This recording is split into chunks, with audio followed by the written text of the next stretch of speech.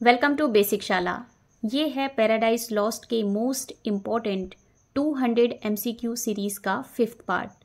तो चलिए जल्दी से शुरू करते हैं आज का हमारा ये वीडियो हमारे पहले क्वेश्चन के साथ। Question number 111। When did Moses waved his mighty wand over the coast of Egypt? Moses ने अपना माइटी वॉन्ड इजिप्ट के कोस्ट पर कब लहराया था? At evil's day, at bad day, at Epiphany या फिर एट टूम्स डे? इस क्वेश्चन का करेक्ट आंसर है option number A, at evil's day. Moses ने अपना माइटी वॉन्ड यानी कि बड़ा सा डंडा जो उनके पास रहता था इजिप्ट के कोस्ट पर इविल्स डे पर लहराया था। During the period when plague after plague infested, ये उस टाइम पीरियड की बात है जब इजिप्ट पर विपत्तियों के बाद विपत्तियां आई थी। Question number 112। Who was the faithful wife of Amram, mother of Moses and Miriam and a true believer of God? Amram की faithful wife, Moses and Miriam की मदर एंड गॉड की ट्रू बिलीवर, इनका क्या नाम था? Zipporah, राहा, जुनैरा या फिर योकेबेद? इस क्वेश्चन का करेक्ट आंसर है ऑप्शन नंबर डी, योकेबेद। ये वही योकेबेद थी जिन्होंने चाइल्ड मोसेस को बचाया था। जब इजिप्ट के फारो ने सभी न्यूबॉर्न बेबीज़ को मरवाने का हुक्म दे दिया तो इन्होंने ही चाइल्ड मोसेस को बचाने के लिए उन्हें एक संदूक में रखकर नील नदी में बहा दिया था, जो फिरौन की बेटी को मिल गया था एंड उसने ही चाइल्ड मोसेस को पाला। योकेबेद गॉड की ट्रू बिलीवर थी, जैसे कि इंडियन यानी कि हिंदू मिथोलॉजी में हिरण्यकश्यप की सेकंड वाइफ एंड प्रहलाद की माँ कयाधु। कयाधु भगवान विष्णु की ट्रू बिलीवर थी। हिरण्यकश्यप स्वयं को भगवान मानता था, बट कयाधु लॉर्ड विष्णु की भक्त एंड ट्रू बिलीवर थी। सेम ऐसे ही हिब्रू, क्रिश्चियनिटी एंड इस्लाम में फारो स्वयं को ईश्वर मानता था एंड योकेबेद गॉड की ट्रू बिलीवर थी। तो योकेबेद को हम कयाधु की इक्विवेलेंट समझ सकते हैं। Question number 113। Who was the king of Egypt at the time of Moses? Moses के टाइम पर इजिप्ट का किंग कौन था? ड्यूक, फारो, डेविड या फिर लेवाइट? इस क्वेश्चन का करेक्ट आंसर है option number B, pharaoh. Moses के टाइम पीरियड में इजिप्ट के राजा को फारो कहा जाता था, यानी कि ये इजिप्ट के राजा का टाइटल हुआ करता था। Question number 115। Who came like stormy floods and overran the southern countries? Stormy floods की तरह कौन आए और सदर्न कंट्रीज में फैल गए? अमरम सन, बारबरस सन, डेविड सन या फिर फारोज सन? इस क्वेश्चन का करेक्ट आंसर हो जाएगा option number B, barbarous sons. Barbarous sons stormy flood की तरह आए और सदर्न कंट्रीज में फैल गए। Question number 116। Who were barbarous sons? Barbarous sons कौन थे? Goths and the Vandals, demons, fallen angels या फिर माइनर डैमन्स? इस क्वेश्चन का करेक्ट आंसर है option number A, Goths and the Vandals.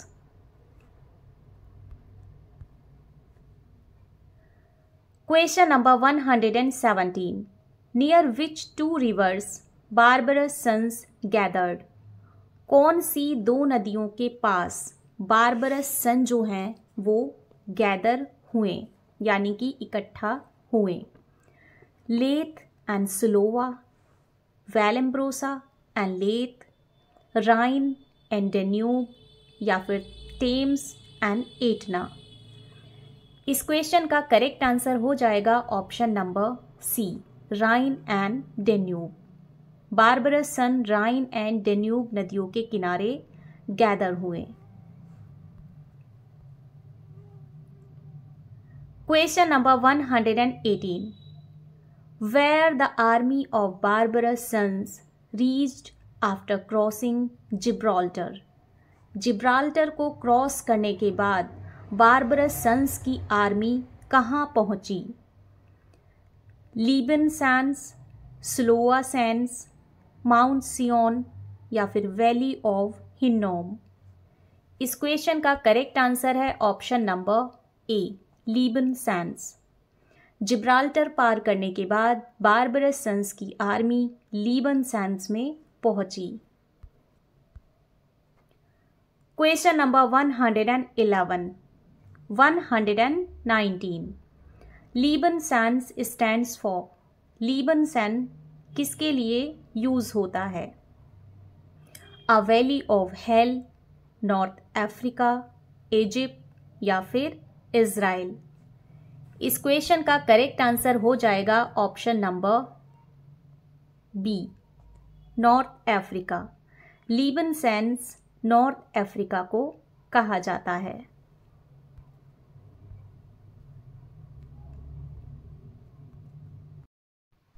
ये 2-3 क्वेश्चन जो हमने अभी अभी देखे हैं, like barbarous sun, Goth and Vandals, ये थोड़े से कंफ्यूजिंग हैं कि ये पैराडाइज लॉस्ट में कहाँ से आए एंड ये कौन हैं। Goth and Vandals East Germanic group थे।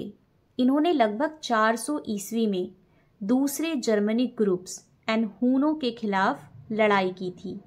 ये स्कैंडिनेविया से आए थे एंड साउथ की तरफ इन्होंने माइग्रेट किया था। 440 ईस्वी में इन्होंने अफ्रीका में अपना राज्य स्थापित कर लिया था। गोथ एंड वैंडल्स संख्या में बहुत ज़्यादा थे, यानी कि इनकी सेना बहुत ह्यूज थी। पैराडाइज लॉस्ट में मिल्टन कहते हैं कि गोथ एंड वैंडल्स भी इतनी संख्या में नहीं थे जितनी की इन फॉलन एंजल्स की है।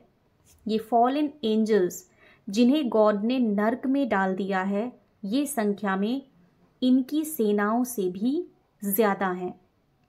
आई होप अब आपको गोथ एंड वैंडल्स समझ आ गए होंगे। तो चलिए देखते हैं हमारा next question. Question number 120, whose name were deleted from the books of life due to revolt. Revolt की वजह से किनके नेम बुक ऑफ लाइफ से इरेज कर दिए गए हैं, यानी कि डिलीट कर दिए गए हैं? Goth and Vandals, fallen angels, Busiris army, या फिर मेम्फियन सोल्जर्स। इस क्वेश्चन का करेक्ट आंसर है option number B, fallen angels. Fallen angels के नेम बुक ऑफ लाइफ से डिलीट कर दिए गए हैं इनके रिवॉल्ट की वजह से, जो इन्होंने गॉड के अगेंस्ट किया था। Question number 121, though of their names in heavenly records now be no memorial blotted out and raised by their rebellion from the books of life. Who is the speaker? ये ऊपर लिखी गई line किसने कही है? Mosses, Gabriel, Rafale, या फिर Milton. इस क्वेश्चन का करेक्ट आंसर है ऑप्शन नंबर डी, मिल्टन। ये लाइंस कही हैं मिल्टन ने। Question number 122. When did fallen angels get their new names? In fallen angels को अपने नए नाम कब मिले? When they were banished from heaven, when they decided to war against God, when they corrupted a great part of mankind, या फिर when Satan seduced Eve।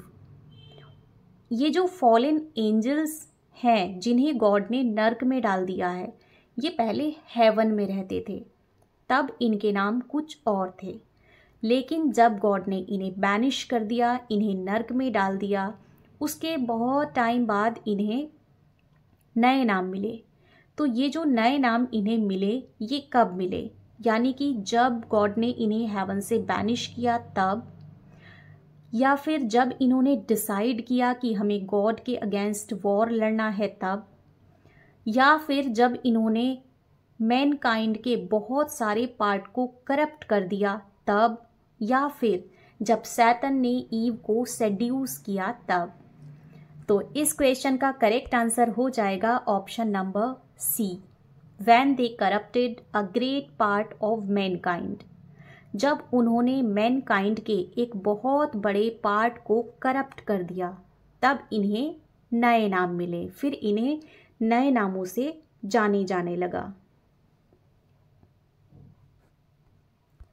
Question number 123, to whom God permitted to roam freely on earth to examine faith and virtue by offering temptation to men।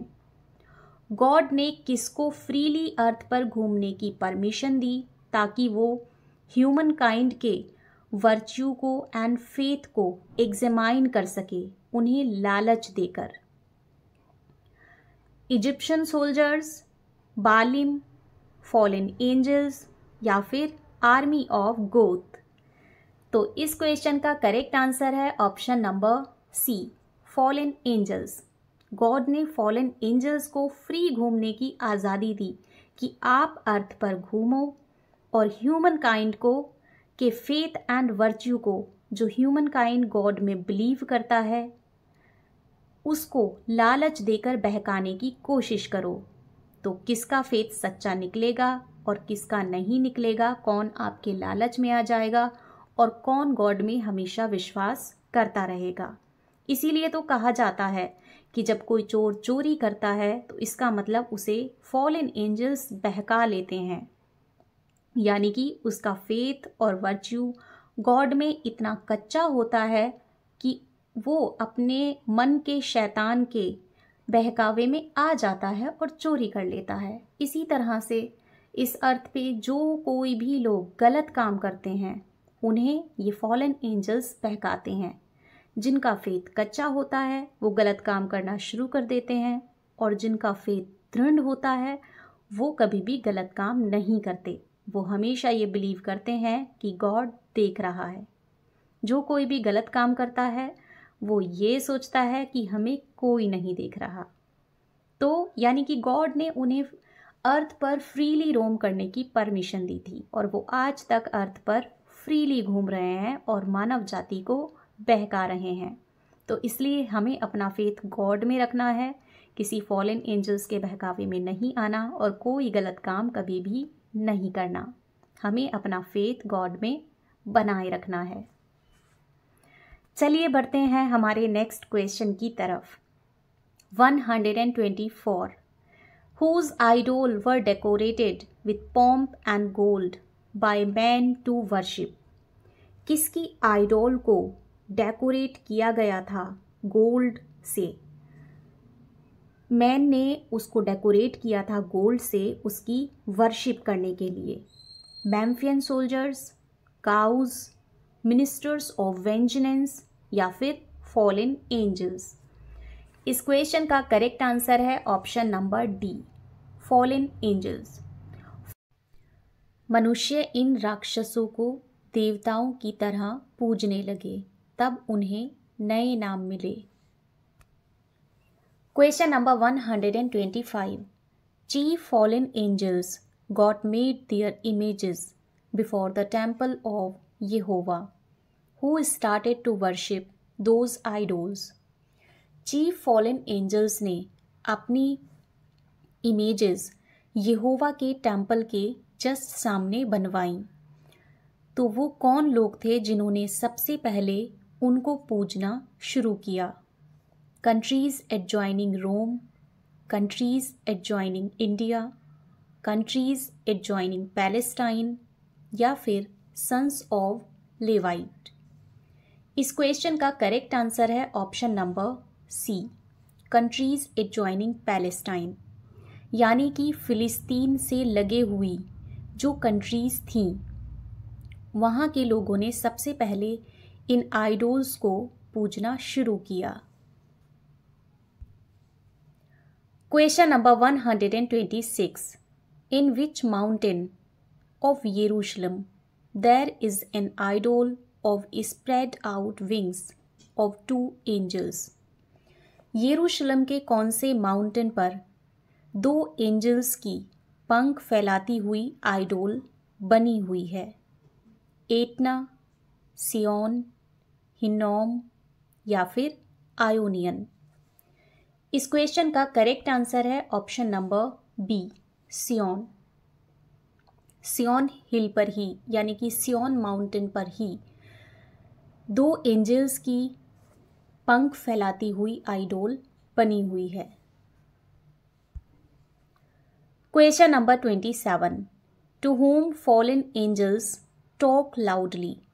जब उन fallen angels ने अपने temples बनवाए, अपनी idol बनवाई, तब उन्होंने किससे लाउडली बात की, यानी कि किसे डिस्टर्ब किया लाउडली टॉकिंग से? मोसेस, यहोवा, फादर्स या फिर डियर डेमी गॉड्स। इस क्वेश्चन का करेक्ट आंसर है ऑप्शन नंबर सी, फादर्स। जो चर्च में फादर रहते हैं उन्होंने चर्च के सामने अपने टेम्पल्स बनवाए और उन फादर्स को लाउडली टॉकिंग से डिस्टर्ब करना शुरू कर दिया। Question number 128, in which part of Jehovah's temple did fallen angels make their hateful shrines? यहोवा के टेम्पल के कौन से पार्ट में फॉलन एंजल्स ने अपनी हेटफुल श्राइन्स यानी कि घृणित दरगाहें बनवाईं? Outer most part, inner most part, in the middle या फिर इन एन ओपन फील्ड? इस क्वेश्चन का करेक्ट आंसर है option number B, inner most part. यहोवा के टेम्पल के इनर मोस्ट पार्ट के अंदर इन फॉलन एंजल्स ने अपनी घृणित दरगाहें बनवाईं। Question number 129, in which holy ceremony or sacred festival did the fallen angels abominate by their dark trust? कौन से सेक्रेड फेस्टिवल पर या फिर सेरेमनी पर इन फॉलन एंजल्स ने अपने घृणित अंधविश्वासों वाले काम किए? Christmas, sheep breeding day, Solomon feast या फिर एपीफेनी? इस क्वेश्चन का करेक्ट आंसर है option number C, Solomon feast.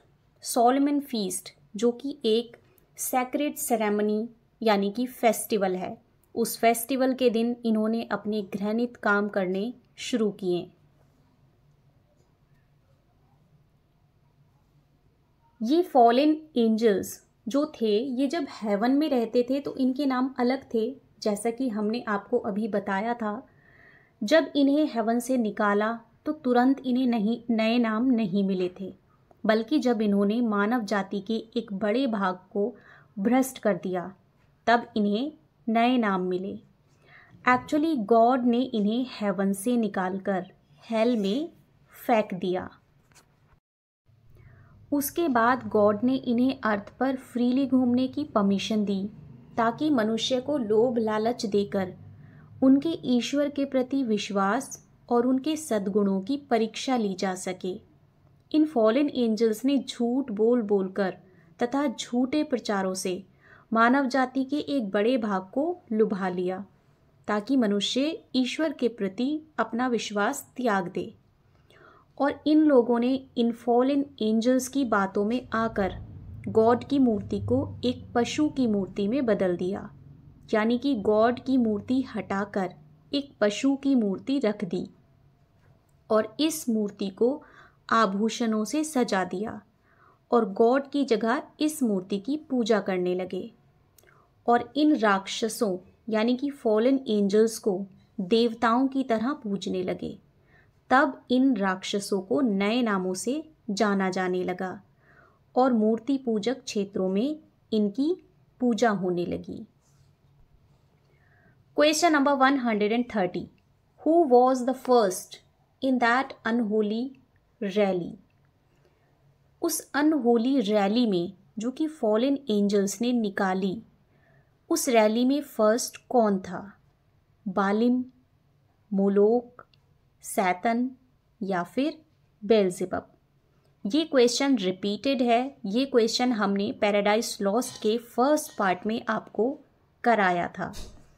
तो इस क्वेश्चन का करेक्ट आंसर है option number B, Moloch. Moloch उस रैली में फर्स्ट फॉलन एंजल था।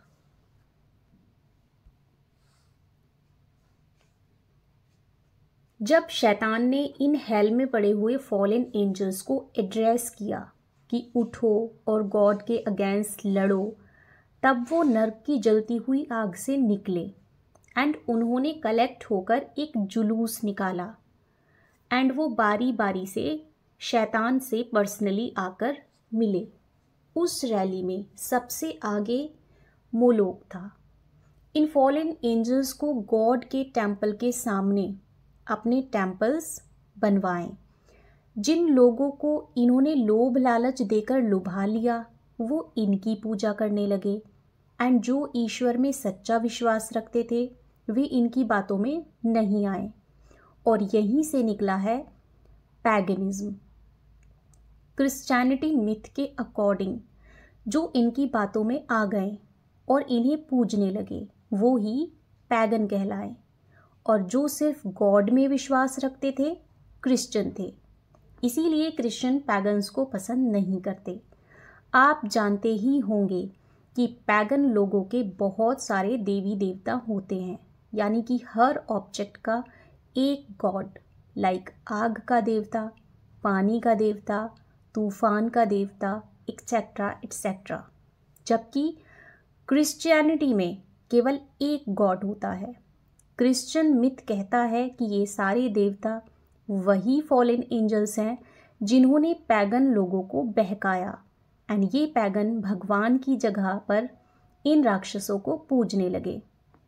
जैसा कि आपने विलियम वर्ड्सवर्थ की famous poem the word is too much with us में पढ़ा होगा कि विलियम वर्ड्सवर्थ पैगन बनना चाहता है, बट क्रिश्चियनिटी में पैगन बनना गुनाह है, इसीलिए वो नहीं बन सकता। तो चलिए बढ़ते हैं हमारे नेक्स्ट क्वेश्चन की तरफ। Question number 131, by which thing that idol was moisten? जो आइडोल थी, मोलोक की आइडोल की यहाँ बात हो रही है, वो किस चीज़ से भीगी हुई थी? उस जुलूस में जो उन फॉलन एंजल्स ने निकाला सबसे आगे मोलोक था। मोलोक की मूर्ति किस चीज़ से भीगी हुई थी? ब्लड, फॉग, रेन वाटर या फिर टीयर्स? इस क्वेश्चन का करेक्ट आंसर है ऑप्शन नंबर डी, टीयर्स। जी हाँ, वो ब्लड से नहीं बल्कि टीयर्स से भीगी हुई थी। Question number 132, by whose blood the idol of Moloch was stained? Moloch की जो आइडोल थी उस आइडोल पर किसी के ब्लड के छींटे थे, यानी कि स्प्रिंकल। भीगी हुई थी, वो टीयर्स थे, लेकिन उस पर छींटे थे ब्लड के। वो किसका ब्लड था जिसकी छींट मोलोक की आइडोल पर थी? एनिमल्स, चिल्ड्रन, पेरेंट्स या फिर मेडन्स? इस क्वेश्चन का करेक्ट आंसर है ऑप्शन नंबर बी, चिल्ड्रन। उसकी जो आइडोल थी उस पे बच्चों के खून के छींटे थे। यानी कि वो बच्चों के खून से सनी हुई थी। और गीली किससे थी? टीयर्स से।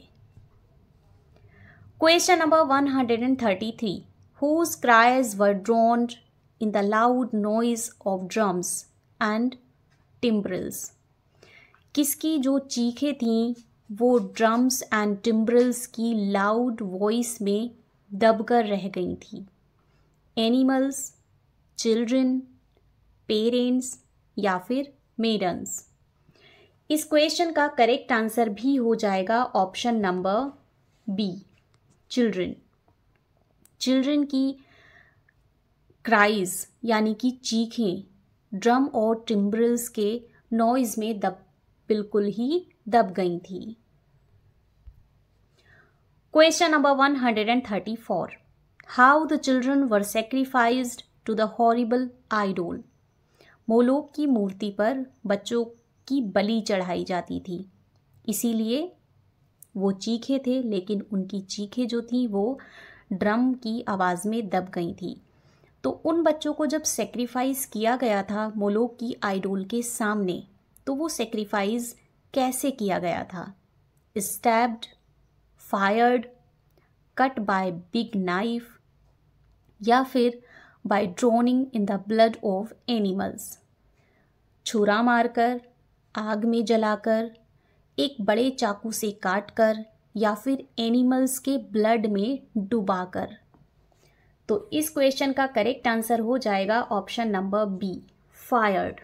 उन्हें मोलोक की मूर्ति के सामने आग में जला दिया जाता था, मोलोक की मूर्ति पर उनकी बलि चढ़ाने के लिए, यानी कि छोटे छोटे बच्चों की। और जब वो बलि चढ़ाते हुए चीखते थे तो उनकी चीखें ड्रम की आवाज़ के नीचे दब गई थी, जो कि मोलोक के फॉलोअर्स सैक्रिफाइस की प्रथा के खुशी में बजा रहे थे। ये है उन बच्चों की पिक्चर एंड मोलोक की आइडोल जिन पे इन बच्चों की बलि चढ़ाई जा रही है। ये देखिए पीछे पूरी आग लगी हुई है, इस आग में जलाकर इन बच्चों की बलि मोलोक के लिए चढ़ाई जाती थी। Question number 135, by whose tears the idol of Moloch was moistened? किसके आंसुओं से मोलोक की आइडोल जो थी वो भीगी हुई थी? एनिमल्स, चिल्ड्रन, पेरेंट्स या फिर मॉसेस? इस क्वेश्चन का करेक्ट आंसर है option number C, parents. Parents के आंसुओं से मोलोक की जो आइडोल थी वो भीगी हुई थी। जिन बच्चों की बलि चढ़ाई जाती थी उन बच्चों के पेरेंट्स रोते थे और उनके आंसुओं से वो मोलोक की जो आइडोल थी वो पूरी तरह भीग गई थी। मोलोक की मूर्ति पर उन बच्चों के खून के छींटे थे जिनकी बलि चढ़ाई जा चुकी थी और उन बच्चों के पेरेंट्स के आंसुओं से उसकी मूर्ति भीगी हुई थी। जब बलि चढ़ाए जाने के समय वो बच्चे आग के बीच से गुजरे तो ढोल के शोर ने उन बच्चों की दर्दनाक चीख को दबा दिया था। तब उनके पेरेंट्स रोए और उन आंसुओं से वो मूर्ति गीली हो गई और उन बच्चों के खून के छींटों से मूर्ति सन गई। तो ये तो था हमारा आज का वीडियो। आई होप ये आपके अपकमिंग एग्जाम्स के लिए बहुत ही फ्रूटफुल होगा। ऐसे ही मोस्ट इम्पॉर्टेंट MCQs देखने के लिए बने रहिए हमारे साथ एंड देखते रहिए बेसिक शाला।